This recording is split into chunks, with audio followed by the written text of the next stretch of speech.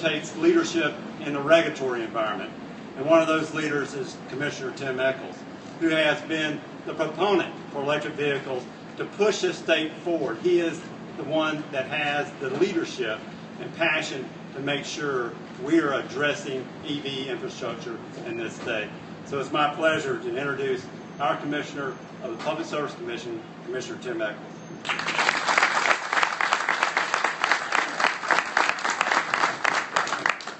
Just a couple of weeks ago, the Georgia Public Service Commission, myself and my 4 colleagues, had an opportunity to make a decision about solar power for Georgia, and we made a decision to triple what we currently have. And it's our hope that Georgia is going to surpass North Carolina, and we're going to soon be number 4 in the nation. Is that something you want to see now?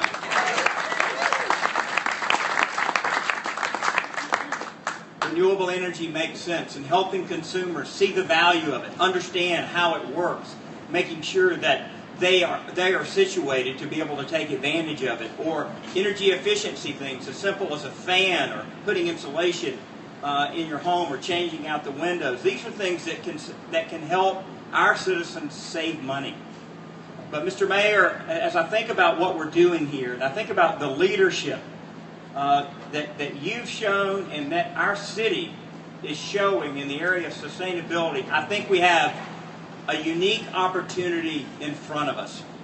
You know, things like this, as we roll out police and fire specialty vehicles, it helps us keep this conversation going, because I'm telling you, Georgia Power has gone all in on electric vehicles. They are walking the walk.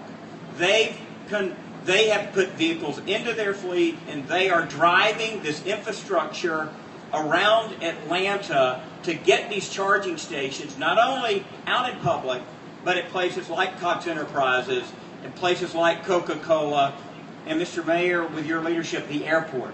And this is no small thing that the mayor has announced 300 charging stations at the Atlanta airport. This is something that I know that as people hear this today, the electric vehicle community is going to yell hallelujah, are they not, Don Francis with Clean Cities.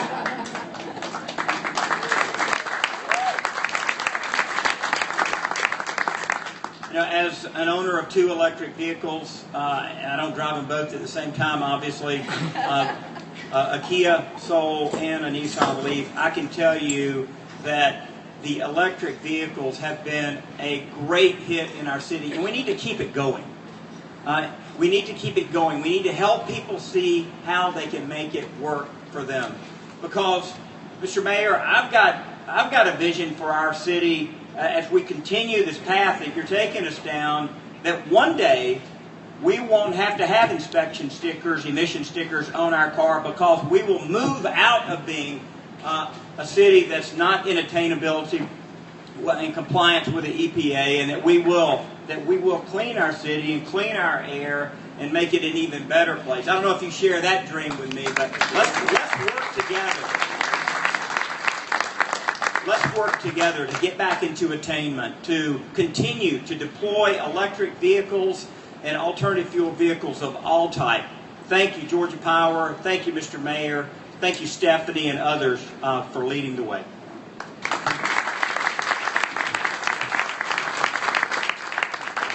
So before we wrap up and move over to take a few photos with the neighborhood electric vehicles, I want to acknowledge a few folks who've joined us. We have Paul Morris, CEO and President of the Beltline. Thank you so much for your leadership. And then we have 2 council members. We have Council Member Michael Julian Bond, and we have Council Member Kwanzaa Hall, and I believe we're in Kwanzaa's district, Council Member Hall's district, so thank you. The mayor's on a tight schedule. I know he has to leave, but for those of you who can stick around, the Office of Sustainability has some lemonade and tea and a few refreshments, so feel free to stick around and socialize. And the folks behind me will take a few photos. Thank you so much for being here.